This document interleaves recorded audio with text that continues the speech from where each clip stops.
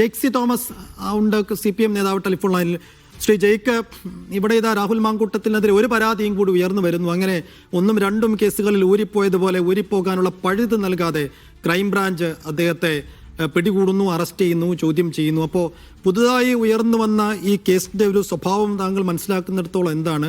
കോൺഗ്രസ്സുകാർ പറയുന്നു ഇതിനകം ഞങ്ങൾക്ക് ഉത്തരവാദിത്വമല്ല, പുറത്താക്കിയ ആളാണെന്ന്. പിന്നെയും കോൺഗ്രസിനെതിരെ രാഹുൽ മാങ്കൂട്ടത്തിനെ ചാരിക്കൊണ്ട് തിരിയാൻ നിങ്ങൾക്ക് ഗ്രൗണ്ട് ഉണ്ടോ? ഇല്ല, ഞാൻ ഇക്കാര്യത്തിൽ പുതുതായി എന്തെങ്കിലും ഒരു അവകാശവാദത്തിനോ കോൺഗ്രസ് സവിശേഷകരമായ ഒരു പുതിയ കാര്യം എന്തെങ്കിലും ഇതിനോടനുബന്ധിച്ച് ചെയ്യണമെന്നൊന്നുമില്ല.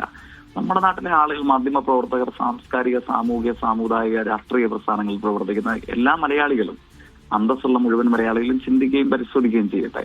നമ്മളുടെ നാട്ടിൽ പൊതുപ്രവർത്തനത്തിന്റെ ഭാഗമായിട്ട് ഏതു രാഷ്ട്രീയ പ്രസ്ഥാനത്തിലും നമ്മളെയൊക്കെ പ്രതിദാനം ചെയ്യേണ്ട നേതൃപദവി അലങ്കരിക്കുന്ന ചെറുപ്പക്കാർ, ആളുകൾ, രാഷ്ട്രീയ പ്രവർത്തകർ, നേതാക്കൾ, അവരൊക്കെ ഏതു നിലവാരത്തിലുള്ളവരായിരിക്കണം, അവരൊക്കെ ഏതൊക്കെ തരത്തിൽ ജനങ്ങൾക്കിടയിൽ പ്രവർത്തിച്ച് മികവ് തെളിയിച്ചവരായിരിക്കണം, എന്തായിരിക്കണം അവരുടെ വിശ്വാസ്യതയുടെ മാനകം, എന്തായിരിക്കണം ഇത്തരത്തിൽ നേതൃപദവി അല്ലെങ്കിൽ ജനപ്രാതിനിധ്യം അലങ്കരിക്കാൻ നമ്മൾ സ്വീകരിക്കേണ്ട ഒരു മാനദണ്ഡം എന്തൊക്കെയായിരിക്കണം, എല്ലാവരും ആത്മപരിശോധന നടത്തി തീരുമാനിക്കട്ടെ. ഇത്തരം ആളുകൾ നമ്മുടെ നാട്ടിൽ തുടരേണ്ടതുണ്ടോ, അതോ ഈ മനുഷ്യരൊത്തുചേരുന്ന ഏത് സാമൂഹ്യ സ്ഥലയിൽ നിന്നും സാമൂഹ്യ ബഹിഷ്കരണമാണോ ഇത്തരം ആളുകൾ അർഹിക്കുന്നത്, പരിശോധിച്ച് തീരുമാനിക്കട്ടെ. എനിക്ക് ഈ കാര്യത്തിൽ ഞാൻ വ്യക്തിപരമായി പറയുന്നതല്ല, ഞാൻ മനസ്സിലാക്കുന്നു ഇടതുപക്ഷത്തിനോ ഇടതുപക്ഷത്തിന്റെ ഏതെങ്കിലും പ്രതിനിധികൾക്കോ ഇക്കാര്യത്തിൽ സവിശേഷകരമായ ഒരു വാശിയോ ഒരു പുതിയ ആവശ്യമോ കോൺഗ്രസിനോട് പ്രത്യേകമായ ഒരു വെല്ലുവിളിയോ ഒന്നുമുള്ളതായിട്ട് എനിക്ക് തോന്നുന്നില്ല.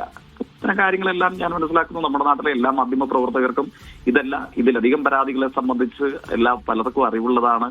ഇതിനേക്കാൾ ഭീതിതമായി അദ്ദേഹത്തിന്റേതായി പുറത്തു വരാനുള്ള ഞെട്ടിപ്പിക്കുന്ന കാര്യങ്ങളെ സംബന്ധിച്ച് പല മാധ്യമ സ്ഥാപനങ്ങളുടെയും പ്രധാനപ്പെട്ട മാധ്യമ പ്രവർത്തകർക്ക്, രാഷ്ട്രീയ പ്രസ്ഥാനത്തിന്റെ നേതാക്കന്മാർക്ക് അറിവുള്ളതാണ്. അഡ്മിനിസ്ട്രേറ്റീവ് സർവീസിൽ ബിരുദം വരെ അലങ്കരിക്കുന്ന ആളുകളോട് സ്വീകരിച്ചത് സമീപനം, റിട്ടയർഡ് ഹാൻഡ് ആകാൻ വേണ്ടി പോകുന്ന മറ്റാളുകളോട് സ്വീകരിച്ചിട്ടുള്ള സമീപനം, ഇത് നമ്മുടെ പബ്ലിക് ഡൊമൈന് മുമ്പിലുള്ളതാണ്. ഏതെങ്കിലും സമയത്ത് തെളിവോടുകൂടെ കുറച്ച് കാര്യങ്ങൾ പുറത്തേക്ക് വരുന്നത് പിടികൂടപ്പെടുന്നു എന്നുള്ളതാണ്.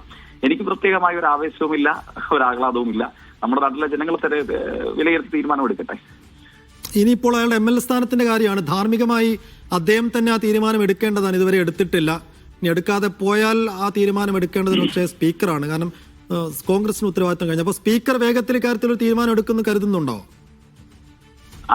എനിക്ക് തോന്നുന്നില്ല കോൺഗ്രസിന്റെ പോലും ഏതെങ്കിലും ഒരു നേതാവ് ഈ കാര്യത്തിൽ ബഹുമാനീയനായ നിയമസഭാ സ്പീക്കറാണ് ഇക്കാര്യത്തിൽ പ്രത്യേകമായ ഒരു തീരുമാനം എടുക്കേണ്ടത് എന്നുള്ളത് അങ്ങനെ ആവശ്യപ്പെടുമെന്നുള്ളത് എനിക്ക് പോലും തോന്നുന്നില്ല. ഇപ്പൊ നമ്മുടെ നാട്ടിൽ നമുക്ക് എല്ലാവർക്കും അറിയാവുന്നതല്ലോ, ഇപ്പൊ കോൺഗ്രസിന്റെ തന്നെ ഭാഗമായിട്ട് കോൺഗ്രസിന്റെ അഖിലേന്ത്യാ നേതൃപദവി അലങ്കരിക്കുന്ന ആളുകൾ മുതൽ വന്ന് അഹോരാത്രം ജോലി എടുത്തിട്ടാണ്, അവരുടെ ഭാഷ കടമെടുത്താൽ അഹോരാത്രം ജോലി എടുത്തിട്ടാണ് പാലക്കാട് ബൈ ഇലക്ഷനിൽ ഇത്തരം ഒരു ആളെ ജനപ്രതിനിധിയായി വിജയിപ്പിക്കുന്നത്.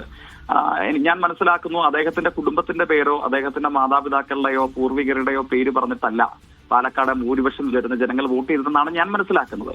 സ്വാഭാവികമായി കൈപ്പത്തി എന്ന ചിഹ്നവും ആ ചിഹ്നം പ്രതിദാനം ചെയ്യുന്ന വിശാലമായ ഇന്ത്യയിലെ പ്രധാന പ്രതിപക്ഷ രാഷ്ട്രീയ പ്രസ്ഥാനങ്ങളൊന്നായിട്ടുള്ള കോൺഗ്രസും ആ കോൺഗ്രസ് പ്രതിദാനം ചെയ്യുന്ന രാഷ്ട്രീയത്തിനായിട്ടാണ് പാലക്കാട് മഹാഭൂരിപക്ഷം വരുന്ന ജനങ്ങൾ വോട്ട് ചെയ്തിട്ടുള്ളത്. കോൺഗ്രസിന്റെ ഭാഗമായി തിരഞ്ഞെടുക്കപ്പെട്ട ഒരാൾ ഇങ്ങനെയൊക്കെ ആയിട്ടും MLA ആയി തുടരുന്നതിൽ കോൺഗ്രസിന് പ്രശ്നമില്ലെങ്കിൽ, ഞാൻ പറഞ്ഞല്ലോ, വീണ്ടും ഞാൻ ആവർത്തിക്കുന്നു, ജനങ്ങൾ തീരുമാനിക്കട്ടെ.